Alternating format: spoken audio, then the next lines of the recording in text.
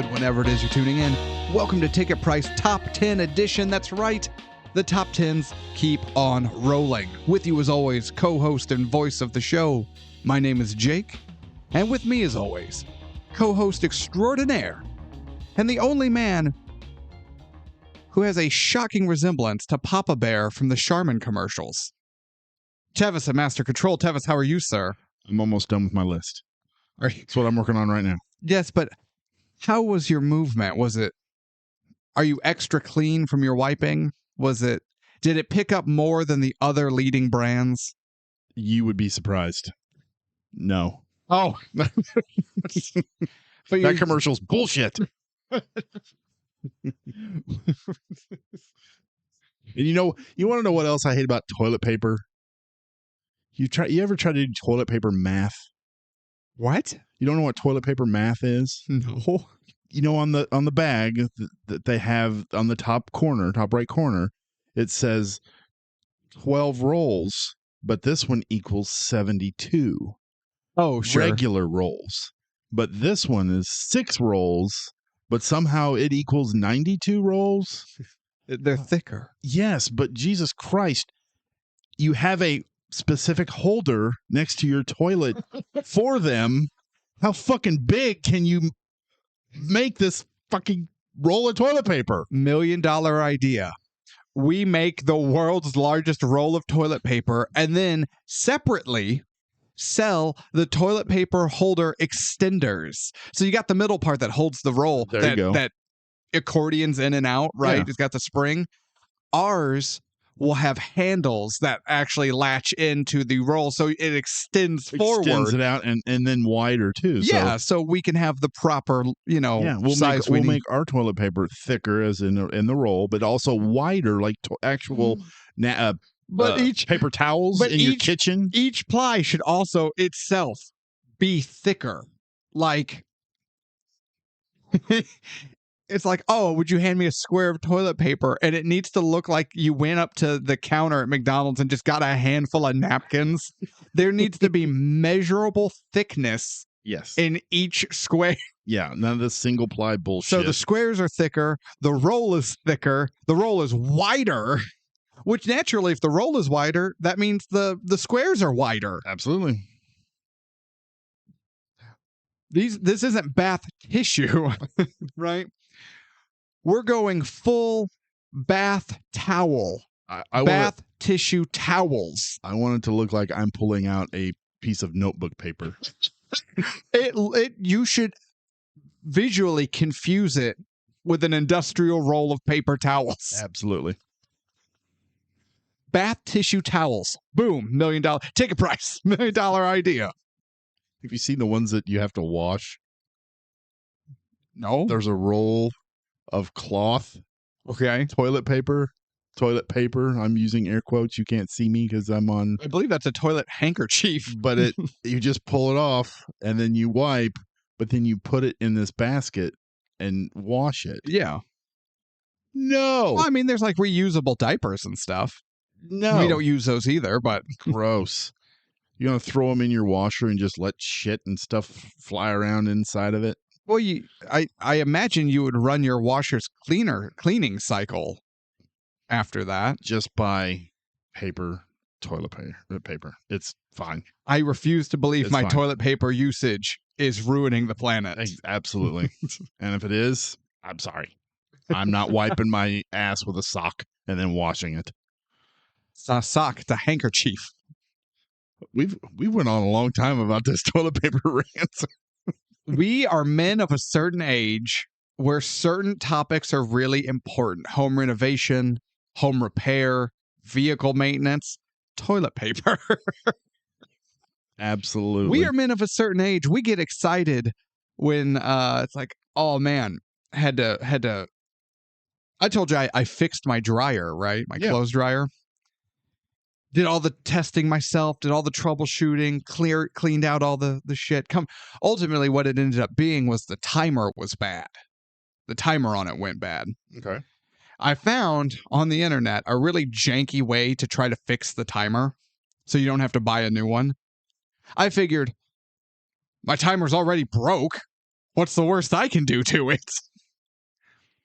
So I spent Fair. like 30 minutes tinkering with the timer, made it worse. Like actively, like measurably, I made it worse. And still had to buy a new one anyway. But again, that's the boat I was already in before I made it worse. So bought the new timer. Here's what you do. Anyone listening out there, DIY tip. Get all your serial numbers and stuff from your appliance. Go to your appliance website, find the exact part. I went to Whirlpool, I found the exact part. They wanted like $150, $160 for it. Then I got all the specific part numbers off of their website and looked those part numbers up on Amazon. And I found the part not sold through Whirlpool for half the cost. Hell yeah. So I bought the right timer for half the cost, got it shipped in like 2 days. Then I reinstalled that motherfucker myself. Fixed it myself like a man. Hell yeah. These are the things we get excited Hell about. I'm like, yeah. hey, my timer came in. Let me put it in. So I had to get a new mirror for my truck. Yeah. New side mirror for my truck. But I wanted to get two because one would match, two brand new ones. Yeah. So I went to AutoZone. And the lady pulls it up and she's like, oh. I'm like, what do you mean, oh? Yeah, that's not good. She's like, well, because one of them is like $120. I'm like, oh. She's like, well, here's the part number you need. She goes, go try Amazon. You'll probably find it a lot cheaper. It's like, I don't know about your business model, but I don't know how long you guys are going to stay open with doing shit like this. But thank you. Yeah, but okay, let me ask you this. If something else comes up, would you not go to them again? Oh, absolutely. Yeah. That's customer service. I know, right? Oh, Good job, Amazon or AutoZone. Thank you.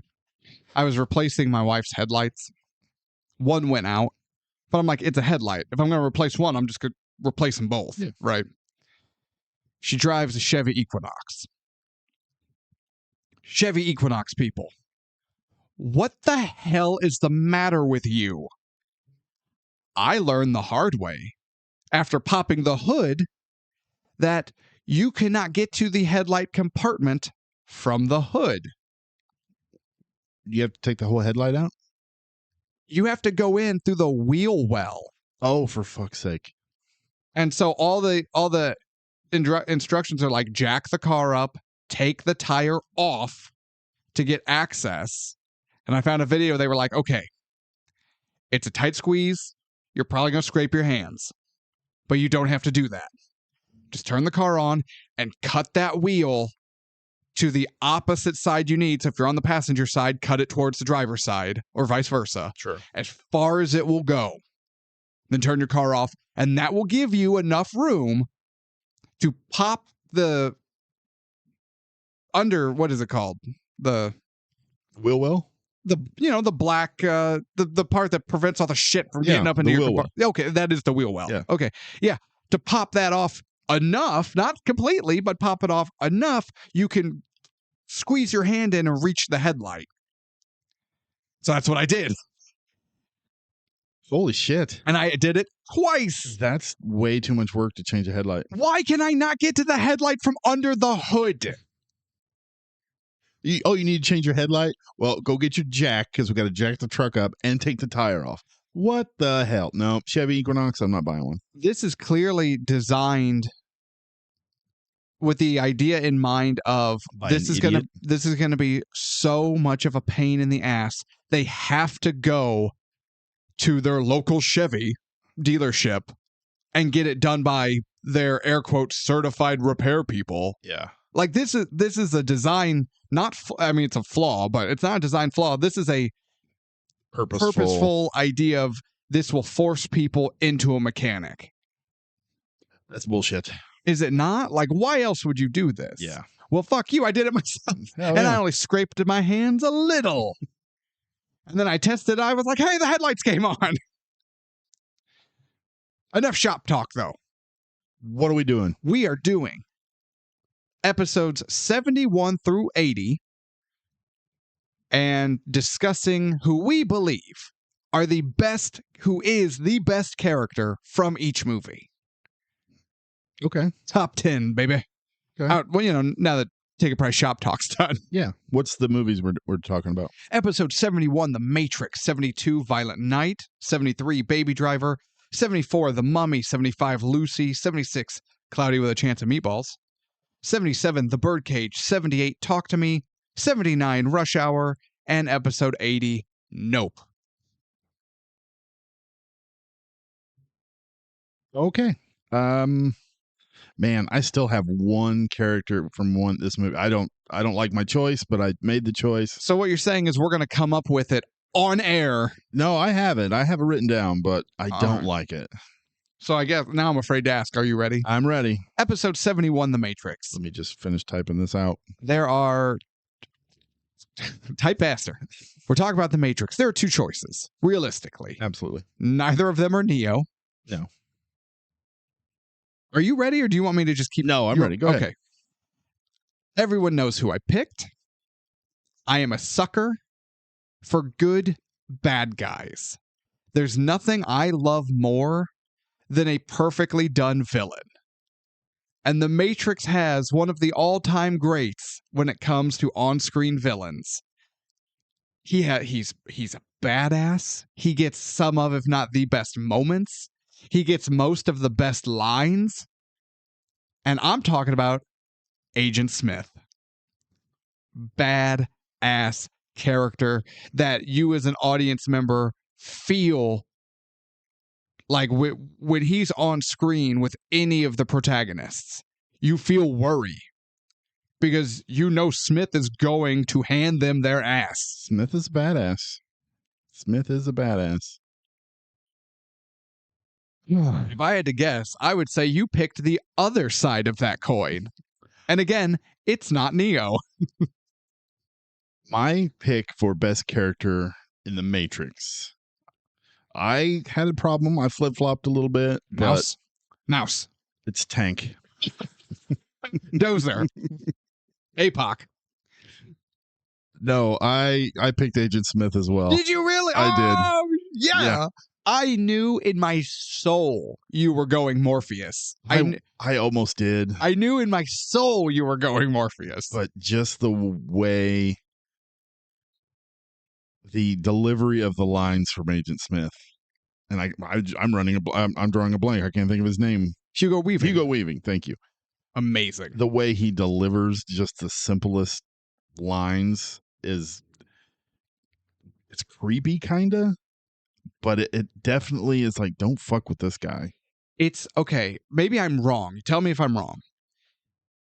Hugo Weaving's performance is the perfect level of uncanny valley. Oh, yeah. That's There's a good way to put it. There's something about it where it's not like he's an obvious robot, computer program, monster, whatever. But at the same time, you're going, there's something wrong with this dude, and it's unsettling.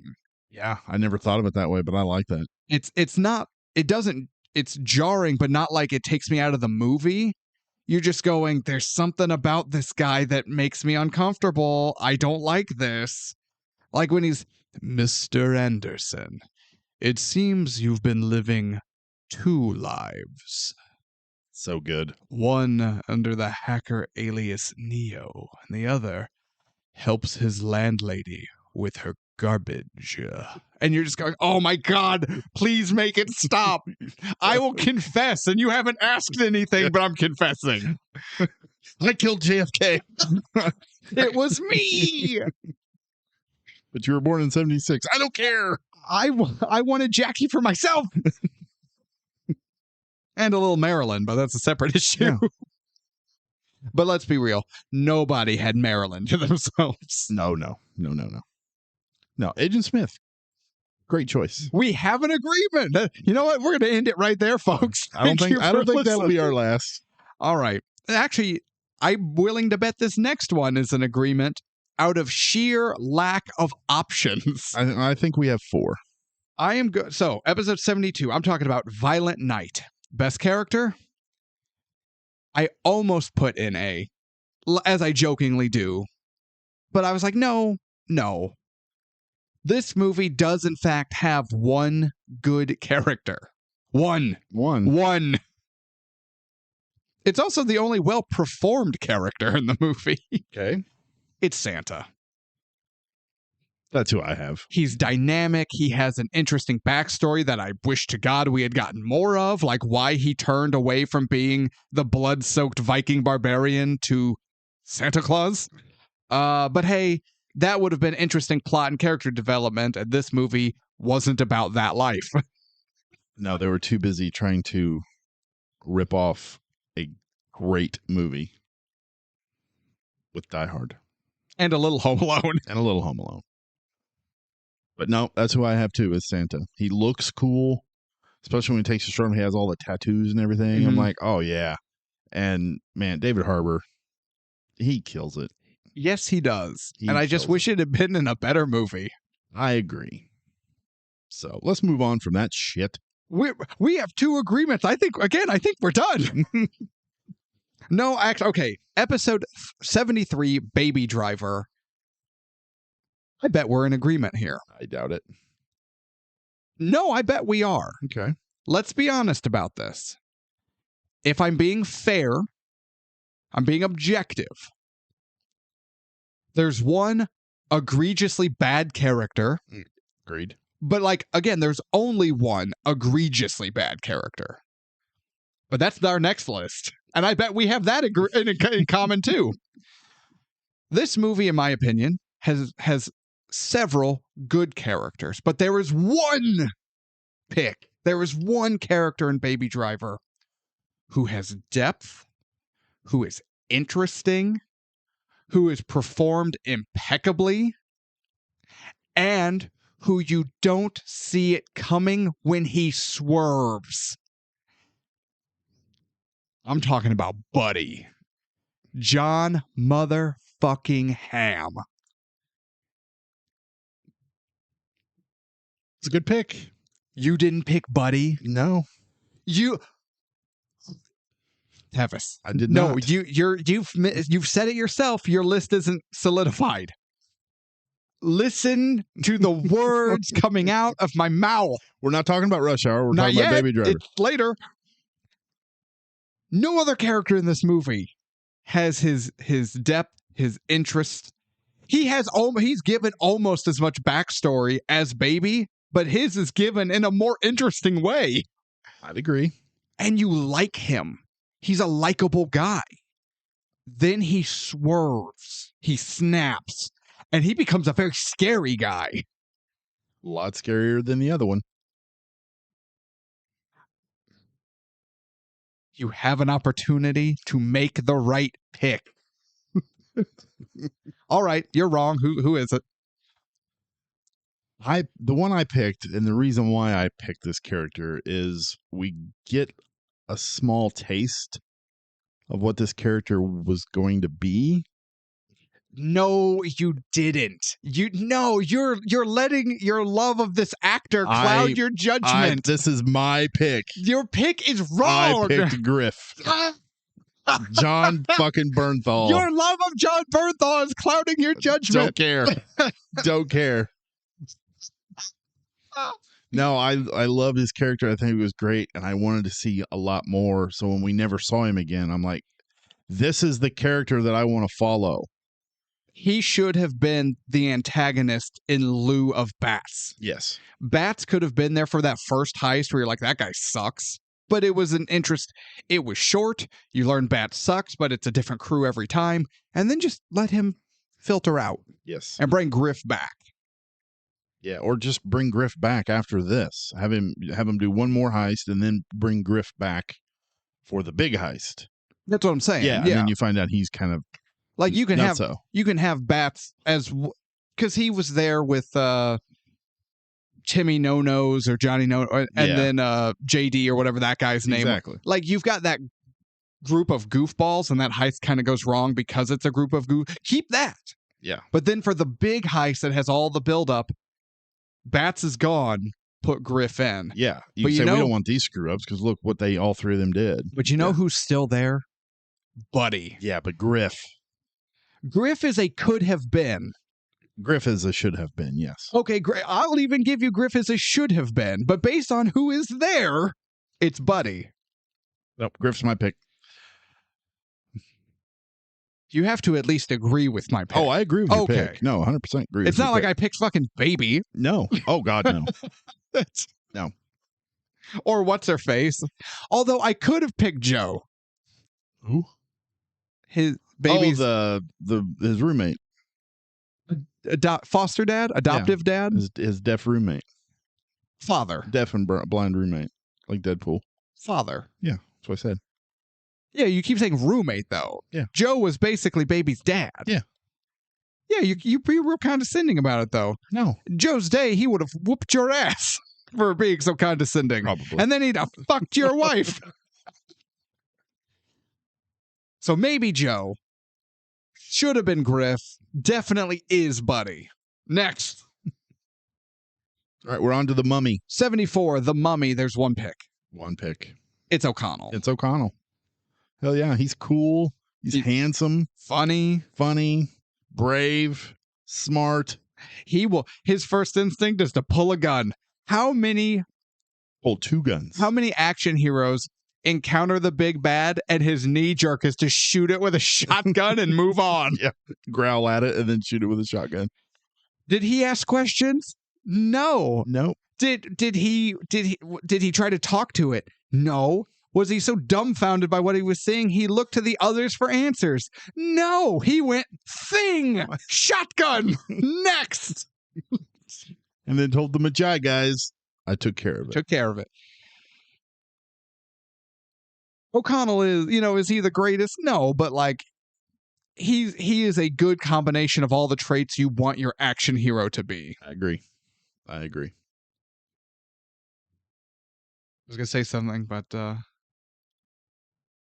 hey O'Connell, it looks like we've got all the horses. God, that guy. Really? Oh, I'm sorry. Am I leaving you hanging? I set you up to be O'Connell, you cock. Hey, Benny. Looks like you're on the wrong side of the river. Great line. I love the way he says it, too. River. He spits it at him. I did the voice and everything. You're the worst. I know. All right. Ooh. Episode 75, Lucy. Yeah. Episode 76, Cloudy with a Chance of Meatballs. No, we can't cheat. So I picked a character. Okay. That's good. I picked a character that didn't annoy me. Okay, that's probably hard. Mostly. And I'm going off of his aura. He was cool. I know who you're he was talking about. Intimidating. He ordered people to bring an RPG to a hallway.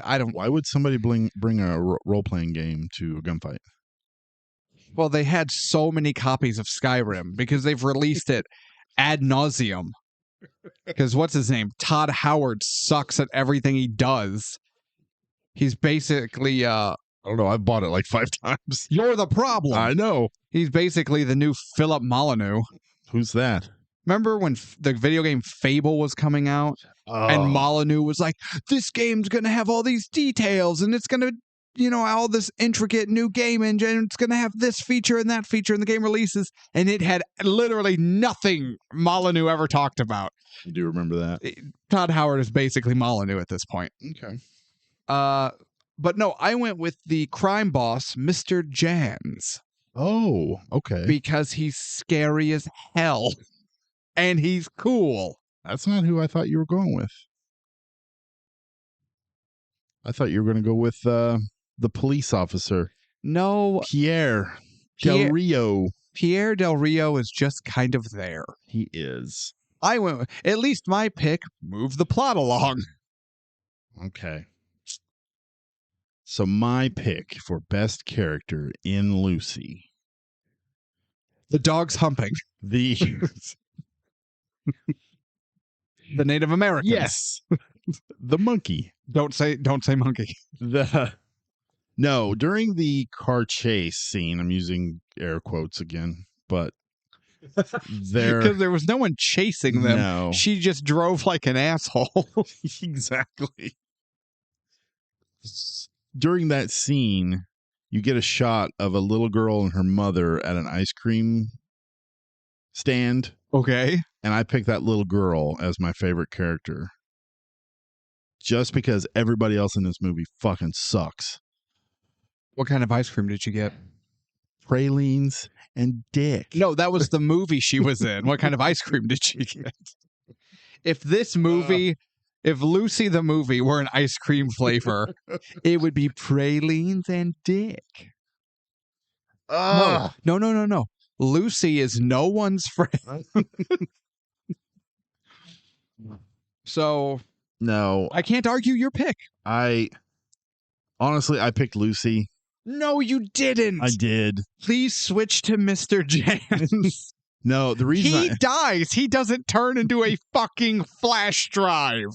I picked Lucy because when she starts getting her powers, she is kind of a badass. But then it gets to be too much and it gets boring. But everybody else sucks so bad.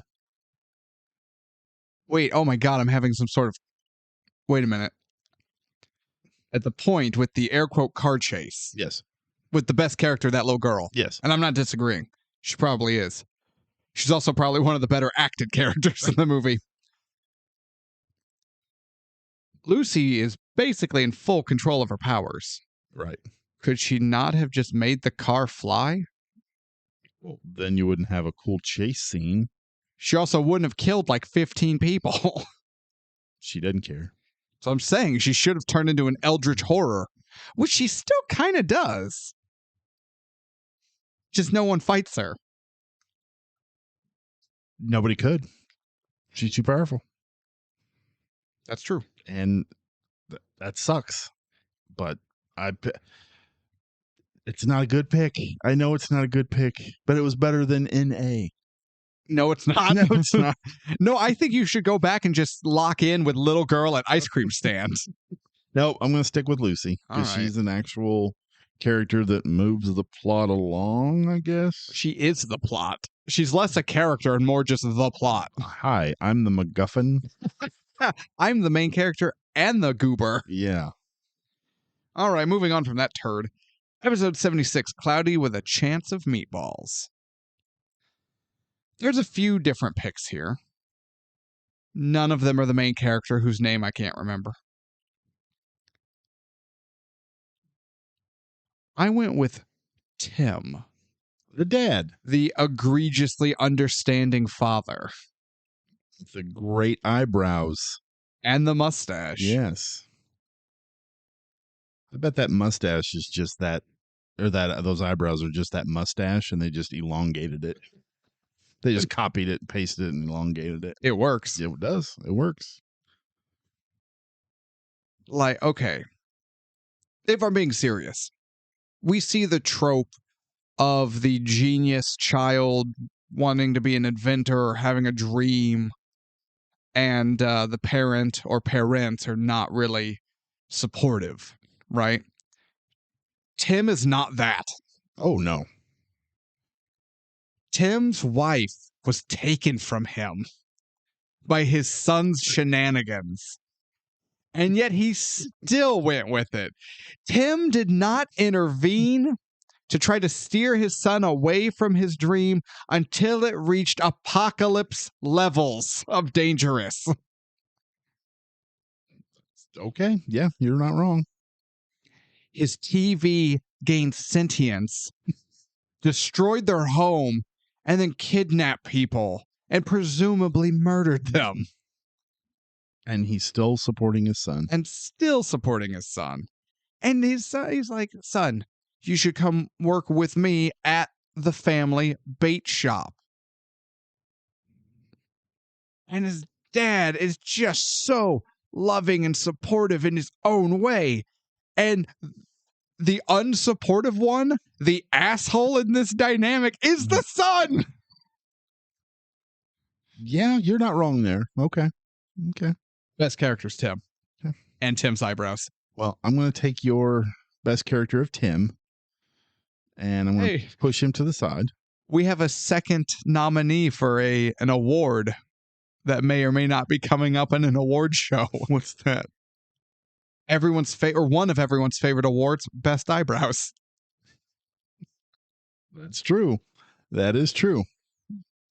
My pick for best character in Cloudy Chance of Meatballs is Earl Devereaux. Mr. T. Mr. T. There it is. There's the second pick. I love it. He is awesome. And he cares for his son so much. And his son didn't murder anybody. Yet. But he's such a heroic father that he carries. What is he's carrying something while the world is collapsing around him. I can't remember what he's carrying.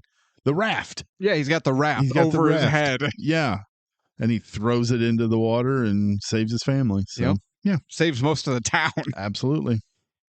Plus, it's funny as shit. Flintlock wood. Flintlock wood. I can't argue. It's a good pick. All right. Episode 77, The Birdcage. This is a tricky one. Yes, but then once I figured it out, it was pretty easy. I'm looking at mine. It's not wrong. But there's a handful of options. I'm like, it could be this one. Is yours Agador? Mine is Agador. I'm thinking mine should be Agador. Who'd you pick? I ended up going Armin. You didn't pick the Guatemalan heat? See, I was put off by his Guatemalaness. But now as I'm acclimating, it might be Agador. It's Agador. I do not like wearing the shoes. You see, sir. They make me fall down. You forgot the shrimps. Fuck a shrimp. Because Armin gets a little on him thanks to Val, the worst character in this movie, when they're mistreating I just blanked on his name, Nathan Lane's character. Oh, yeah. I don't know. I can't remember the name off the top of my head. That's gonna bother me. It hurts. It hurts me. Okay. I know you're looking it up. Are you pushing? I'm trying to push my brain into remembering what Nathan Lane's character's name is. You type so slowly. I'm just doing the hunt and peck method. Wordy, what the hell is that? Albert, thank you. So Armin gets a little on him. Albert kind of gets on my nerves a little bit with his constant freakouts. No, there are times it's fantastic, but then there's points where you're like, how many times can you storm off before I get irritated? I agree. And Gene Hackman's character, Senator Keeley. No, it's not Keeley. Oh, no. You know what? I've got Armin, but it might be Agador. Just come over to the Guatemalan side. It's so warm over here. Agador. It's Agador Spartacus. He didn't make an entree. Sweet and sour peasant soup is an entree. Why do you think I put so much in it? Ooh, wait a minute. It's Agador, isn't it? It's Agador. What the hell are Pirin tablets? It's an aspirin with the A and the It's aspirin with the A and the S scratched off. You're a genius. Thank you. I know. I tried to tell you this.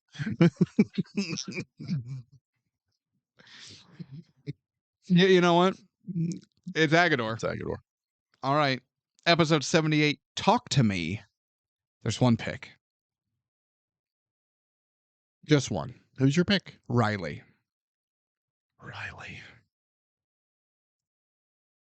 Poor kid. All he wanted to do was hang out with his friends. Be cool. Do his homework. Yeah, he gets yelled at. Get your shit off the table.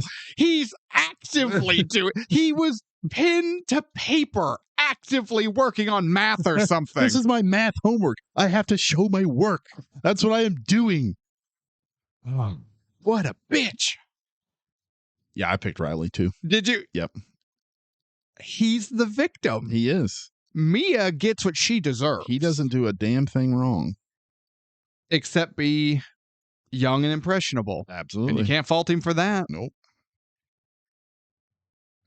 But yeah, Mia gets what she deserves. Yeah. She does. And the sister, whose name I can't remember, she let her own shit get in the way.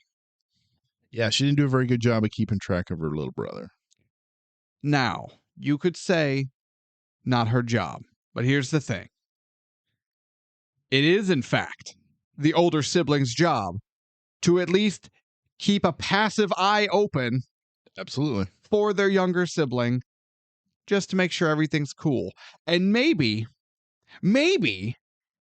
if everyone is in a room playing with possession, maybe that passive eye should be a little more active. Yeah, maybe she just get up and leave. Just get up and go home.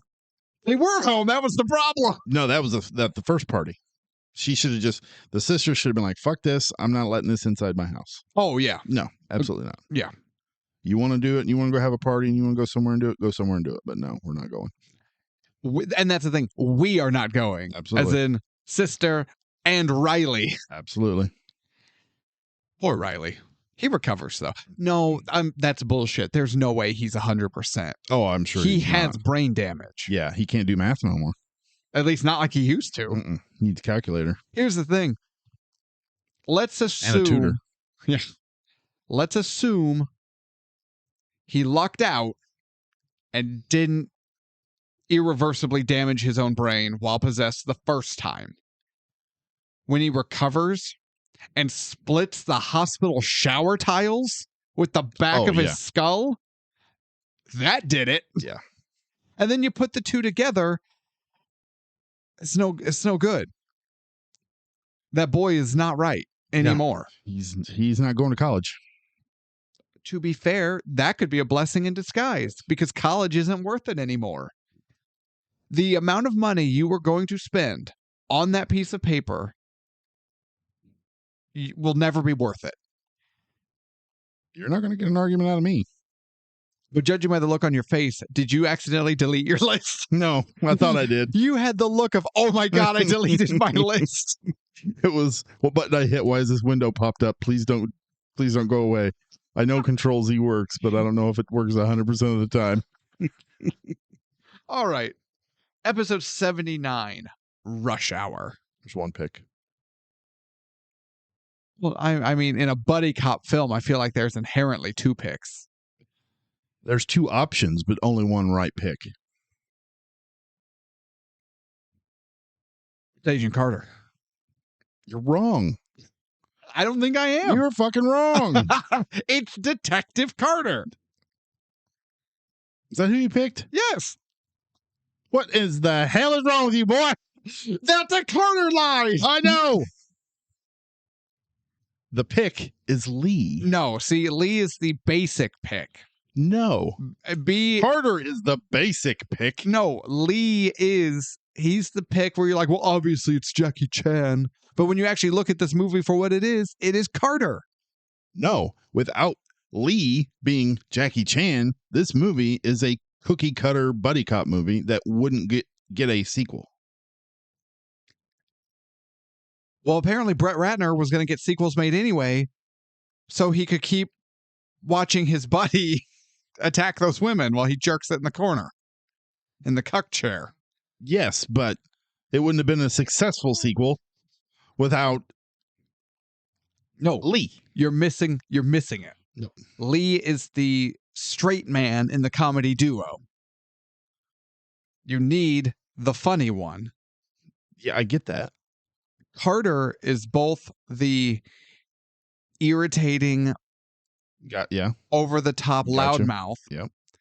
He gets almost all the funny lines, but if you have watched this movie too many times, as I have, You also learn that he is most of the time the butt of all the jokes, too. He serves both levels. Yeah, but I'm not rewatching this movie for Carter's jokes. I'm rewatching this movie to watch fucking Lee kick ass and do what Lee does. But if you're not watching it for all, I'm not disagreeing with you, but if you're not watching it for Carter, his jokes, and also being there, watch better Jackie Chan movies. Oh, I'm not agreeing with or disagreeing with that either. Oh, okay. But like that's what I'm saying. This movie would be nothing without the lead character being Jackie Chan. True. I can't argue that. But if Lee were opposite anyone other than Carter, it would not work. It could have worked. Do you understand the words that are coming out of my mouth? It could have been Eddie Murphy, and it would have been fine. No, Eddie Murphy would have made this a turd. No. Yes. Carter is doing Eddie Murphy shit. Some of the time, not all the. I watched Beverly Hills Cop, and that movie sucks. You want to talk about bad movies that got sequels? And I bet there was a fair amount of cucking involved. I've seen Beverly Hills Cop. I know what Eddie Murphy would have brought to the table. His ass was too busy doing Haunted Mansion or whatever because he was in his transition to family films, where his career really nosedived. He was doing Holy Man. No one knows what that is. I know. He doesn't either. Well, we're stuck. So moving on. Like the immortal words of Michael Caine when asked about his role in Jaws 3. Jaws Revenge. Is that the one he was in? That's the growling one. No, Jaws growls a multitude of times. Jaws 3 is Jaws 3D. That has Dennis Quaid and Louis Gossett Jr. in it. Okay. So when asked about his role in Jaws, whatever. Jaws Revenge. He was asked, well, did you see it? And Michael Caine's reply was, no, but I saw the house it bought me. Yes. 100%. All right. Moving on to another movie full of characters I don't like. Episode 80, Nope. There's one pick. There is one pick. It's OJ. That's who I have. There you go. It's not Emerald. She's irritating as hell. It's not Angel. He's irritating as hell. It's not Antlers. That guy kind of sucks. It's not Jupe. That guy definitely sucks. That's all the characters. It's not Keith David. He's not in it enough. And half of what he says is incoherent. Yes, it's OJ. OJ is a smart, level-headed, capable dude. He punches a child in the face. Absolutely. I was giving it to him for just that scene alone. Don't come in my bar and try to scare the fuck out of me. I'll punch your ass. Look, I got my gun. Lay that kid out. I wonder. My wife and I were talking about this, actually, because she was listening to the Nope episode. And she heard your original statement of those kids are lucky they didn't get shot with OJ being a rancher. And she was like, you know what? I didn't think about that. That's really interesting. Do you think it was a conscious decision? Because, this whole movie is a little bit kind of reclaiming the Western genre and identity for Black characters and the Black story. Sure. In that genre, and that's cool. But do you think it was a actual decision to make sure the Black rancher isn't walking around with, the big iron on his hip or something in the barn? Let me grab the shotgun. I don't know if it was such a conscious decision just because he was Black. I think it was a conscious decision just because you wouldn't want the inevitable outcome. So you're saying it wasn't part of the reclamation going on. Correct. It was just part of how do we make sure we don't have more dead children in this movie? Yeah, because for one, if you see that thing coming along the fence line, yeah, you're fucking shooting. You're not wrong. And then also, if something pops up behind you, and scares the shit out of you, you're fucking shooting. I'm like, I don't care. Especially if it's got that head on it. No. Blam, blam. Oh, shit. I killed E.T. Fuck. He's just, phone home. Fuck. Sorry, wrong barn. So, enable. Fuck this motherfucker. Does he look like a bitch? Now, wait a minute.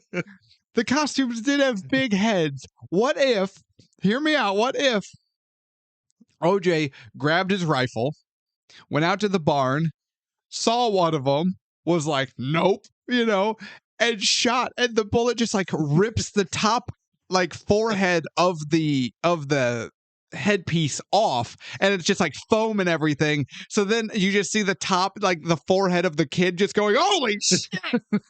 Whoa. It removes the mask like cartoons. Just oh. I'm human. Although then the one comes up to the side, he wouldn't have gotten punched. He'd have been rifle butt. Yeah, absolutely. See, that would have been funny. Crushed his face in. Or what if we did it this way? What if the kid in the mask comes around the corner and then OJ shoots him?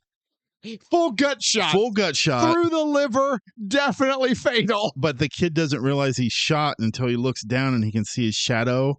And there's a hole in the shadow. Oh, you can't make Gene Hackman jokes. The man just died. I'm making a Quick and the Dead joke. That was a terrible movie. I would like to remake The Quick and the Dead, but I would also do it as a TV miniseries. Oh, absolutely. To fully flesh out the whole story. I would love to watch that. Yeah. And get rid of that stupid fucking cartoonish bullshit that they had in it. Yeah. I think it would have been a legitimately good movie without all that. Agreed. Yeah. If that Swede had been any slower, birds would have nested in his hat. Great line. We're not talking about that, though. We're talking about how OJ should have killed those kids. Which the kids ended up dying anyway. So, same outcome. Would have probably been less a gruesome death. And let's be real. Let's face it. What the hell would Jupe gonna do? Jupe would not be able to handle OJ in any capacity. No, not at all. Anywho, child murderous. Man, this was a weird tangent. Let's end this on child murder, please. God. Best character of note is OJ, despite the fact he didn't kill any minors. So stupid. All right. Any closing thoughts? No, I'm done. All right, everyone. Thank you. I'm just leaving right now. Just getting up. Studio's yours. Thank you all so much for listening. Bye. To Ticket Price Top 10, episodes 71 through 80, Best Character. Tune in as our favorite is coming up shortly, the worst character from these movies. In the meantime, make sure to follow the show if you haven't already. Share it around to all your friends and family, and to hit the bell so you don't miss any of this kind of bonus content or our regular full episodes. Thank you all so much. And as always, be good to yourselves, be good to each other. Good night. Wait, I'm human. Oh, God, I'm human. Oh.